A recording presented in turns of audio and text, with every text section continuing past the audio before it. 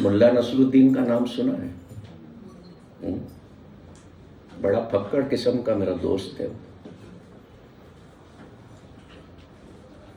1448 में मैं और मुल्ला नसरुद्दीन पाकपट्टन शहर में गांव था, वहां वॉक कर रहे थे, घूम रहे थे। कब? 1448। वो गधे पर बैठा था, मैं पैदल साथ साथ चल रहा था। गधा की सवारी करता था। गधे के नाम पर हमें हंसना नहीं चाहिए, बहुत अच्छा प्राणी है।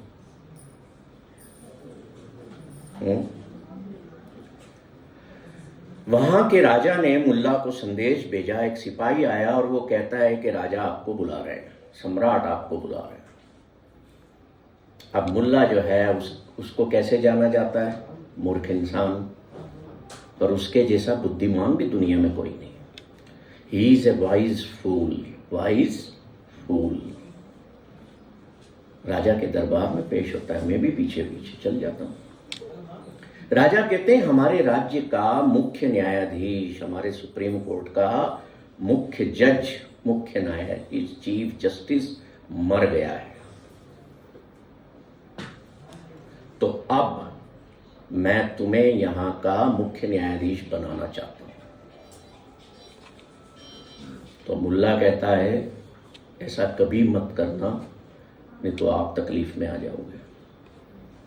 क्योंकि जो लॉ और जो कॉन्स्टिट्यूशन आपने राज्य का बनाया है, मैं उसको मानता नहीं हूं। तो सम्राट कहता है कि देखो, चीफ जस्टिस तुमने ही बनना है।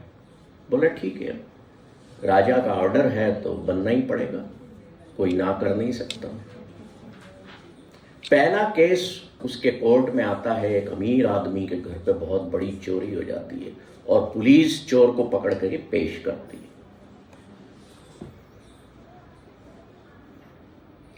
मुल्ला नसरुद्दीन एज ए जज सारी बात सुनता है, सुनवाई होती है। अब फैसला देने का समय आता है। चोर भी वही है, वो रईस व्यक्ति भी वही है। मुल्ला नसरुद्दीन जो है वो अपना फैसला देता है। वो कहता है इस रईस व्यक्ति को 12 साल के लिए कैद कर दिया जाए। अब बताओ चोरी किसने की थी? बताओ, सो रहे हो क्या सब? चोरी किसने की थी? चोर ने। और सजा किसको हुई? बताओ, क्या ये ऐसे फैसले होते हैं कि अपने आप? तो मुल्ला नसरुद्दीन को इसीलिए वाइज फूल कहा जाता है कि संसार के लिए ये जो दुनिया है, वो जो बूढ़ी औरत है ना, उसने संसार की कायाकल्प ऐसी कर दी कि सत्य जो है वो खड़ा न रह सके। राजा ने मुल्ला नसरुद्दीन को बुलाया और कहा कि ये तुमने क्या किया? सारा तुमने हमारा कानून ही पलट दिया। सजा चोर को होना थी और सजा किसको दी? मालिक को दे दी जिसकी चोरी हुई है। तो मुल्ला कहता है मैंने पहले आपको मना किया था कि मुझे आप चीफ जस्टिस मत बनाओ, राज्य का न्यायाधीश मत बनाओ। बोले ठीक है, तेरे को तो मैं हटाने वाला हूं क्योंकि कल से तू मेरे पर भी कुछ ऐसा कर सकता है, पर बता तेने ऐसा क्यों निर्णय दिया?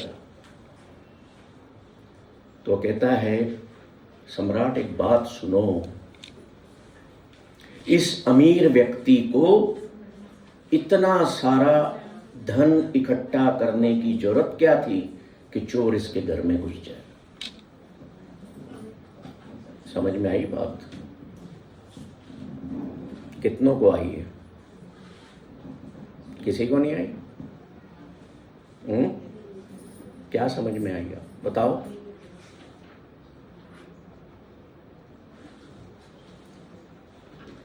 देखिए, हैप्पीनेस पाने के लिए हम कहते हैं कि पोजीशन में, ज्यादा पोजीशन के चक्करों में मत पड़ो।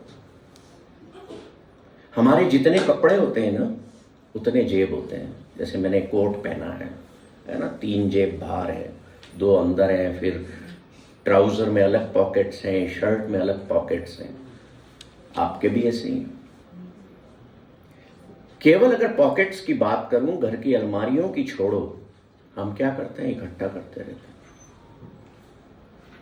जितना जीवन में आप इकट्ठा करेंगे उसके जो रिपरकेशंस होंगे वो सफरिंग के रूप में आपके पास में आएंगे। मान लीजिए आप बहुत धन इकट्ठा कर रहे हैं, आपको एक दिन इकट्ठा होने के बाद क्या डर सताएगा? कहीं चोरी न हो जाए, कोई ले न जाए, मेरे से नुकसान न हो जाए, गिर न जाए, वो छाती से लगा के रखे। तो आप एक सफरिंग क्रिएट करने लगे अपने लिए। तो मुल्ला ने उस व्यक्ति को, अमीर व्यक्ति को इसलिए सजा दी कि चोर के चोरी करने का जो कारण है वो ये है कि चोर अपना जीवन अभाव में जी रहा है। क्यों अभाव में जी रहा है? क्योंकि जो पोजीशन है, जो धन है, जो अन्न है, वो अमीर व्यक्ति अपने यहाँ इकट्ठा करता जा रहा है। तो सजा तो अमीर व्यक्ति को होना चाहिए, क्योंकि इस दुनिया में जो कुछ भी बना है, जो कुछ भी ईश्वर के द्वारा निर्मित हुआ है, वो किसी एक के लिए नहीं है, वो सबके लिए है। और जब हम ये वननेस की भावना अपने जीवन में लाते हैं तो हम खुश रहना शुरू कर देते हैं। आप उस स्थिति में पहुंच जाते हैं कि कल से कोई आपसे कहता है कि आपने बड़ा अच्छा कोट पहना है, आप उतार के दे दें, आप पहनेंगे। आप समझने लगते हैं कि I am not the owner of anything in this world. मैं किसी भी चीज का मालिक यहां नहीं हूं, चाहे मैंने जमीन प्लाट अपने नाम से रजिस्टर्ड किया। आप यहां तक कि आप अपने शरीर के भी मालिक नहीं हैं। तो आप कैसे कहते हैं कि घर मेरा है, ये परिवार मेरा है, ये शहर मेरा है, जब शरीर ही आपका नहीं है?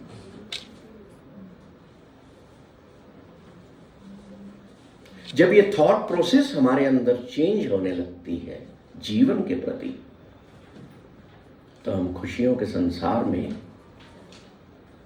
एंटर हो जाते हैं। और जब उस संसार में एंटर होते हैं, हम उसमें वॉक करते हैं, then we forget all these things, positions, relations, जहां से दुख जनरेट हो रहा है। अब इसका मतलब ये नहीं है कि आप कोई रिलेशन ना बनाओ, आप शादी ना करो, आप घर ना बसाओ, आप रहने को मकान ना बनाओ। वो तो चिड़िया भी अपना घोंसला बनाती है, पर उससे सीखो कि वो घोंसला तब बनाती है जब उसे अंडे देना है, और जब बच्चे निकल जाते हैं ना उसमें से, तो वो भी उड़ जाती है और बच्चे भी उड़ जाते हैं, छोड़ देती है। वो कब्जा नहीं करती उस पर, वो ये नहीं कहती कि ये मेरा है। एंड वी ह्यूमन बीइंग्स, हम कोई चीज मार्केट में भी देखते हैं ना, तो हम सबसे पहले उसको कब्जा करने की सोच, ये मेरे पास आ गया है।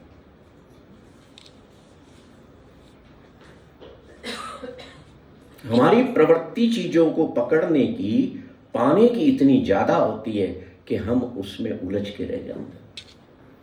जिसे भी हमने देखा, ये मेरा हो जाए, ये तो मेरे पास होना चाहिए। तो जब तक हम छोड़ने को नहीं अपनाएंगे, छोड़ने का मतलब कि मेरे पास है, मैं इसको यूज कर रहा हूं, that's all, this is not mine. If this iPad is recording my talk, it's okay, it's doing its function. ये माइक मैं यूज कर रहा हूं ताकि आप तक आवाज पहुंचे मेरी। मैं ये तो नहीं कह सकता ना कि ये मेरा हो जाए।